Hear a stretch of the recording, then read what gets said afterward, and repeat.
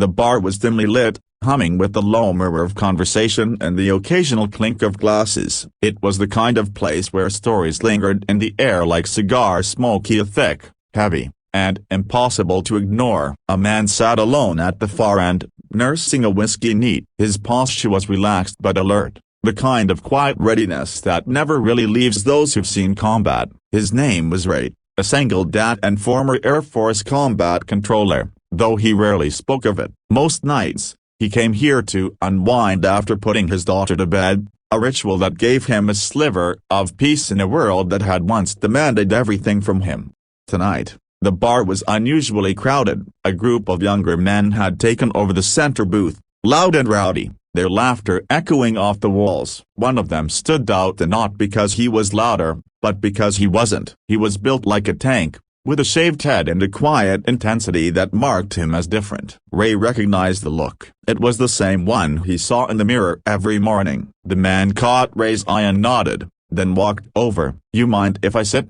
he asked. Ray gestured to the empty stool beside him. "Go ahead." The man ordered a beer and turned to Ray. "Name's Cole, Navy SEAL, retired." Ray raised an eyebrow. "Ray, Air Force, also retired." Cole chuckled. "Figures. You've got that I've seen some shit look." Ray smirked. "Takes one to know one." They talked for a while about deployments, the absurdity of military bureaucracy, and the strange peace that comes with civilian life. Cole was easy to talk to, his stories laced with humor and just enough darkness to be real. Eventually, the conversation drifted to call signs. "So what was yours?" Cole asked, taking a sip of his beer. Ray hesitated. He hadn't said it aloud in years. It felt like a relic from another life, one he'd buried under bedtime stories and PTA meetings. But something about Cole's presence made him feel like he could unearth it, just for a moment. "Viper 1. He said quietly. Cole froze. His beer stopped midair,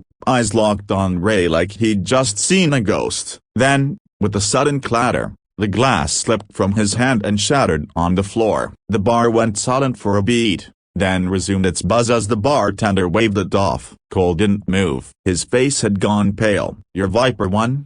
he asked, voice barely above a whisper. Ray nodded slowly. "Yeah, why?" Cole leaned in, eyes wide. "You saved my team." "Kandahar.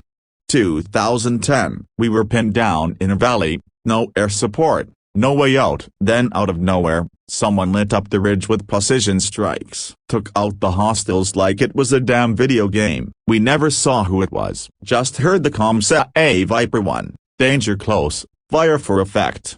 "That was you?" Ray's throat tightened. He remembered that mission. The terrain had been brutal, the odds worse. He'd stayed on station for hours, coordinating airstrikes and guiding medevac through a hailstorm of bullets. He'd never known who the SEALs were, just that they'd made it out. "I was in the bird," Ray said. "Didn't think anyone remembered." Cole's eyes glistened. "We remembered. We just didn't know who to thank." Ray looked down at his hands, calloused and worn. "It was just a job." "No," Cole said firmly. "It was more than that. You gave us a second chance." "One of my guys had a kid born 2 weeks later. Another went home and started a non-profit for vets. I wouldn't be here if it weren't for you." Ray swallowed hard. He'd never thought of the ripple effect. He'd always seen his missions as isolated acts to get in, get out, survive. But here was proof that what he'd done had mattered, had changed lives. Cole clapped a hand on Ray's shoulder. "You're a damn legend." "We used to talk about Viper 1 like he was a ghost, a guardian angel." Ray chuckled,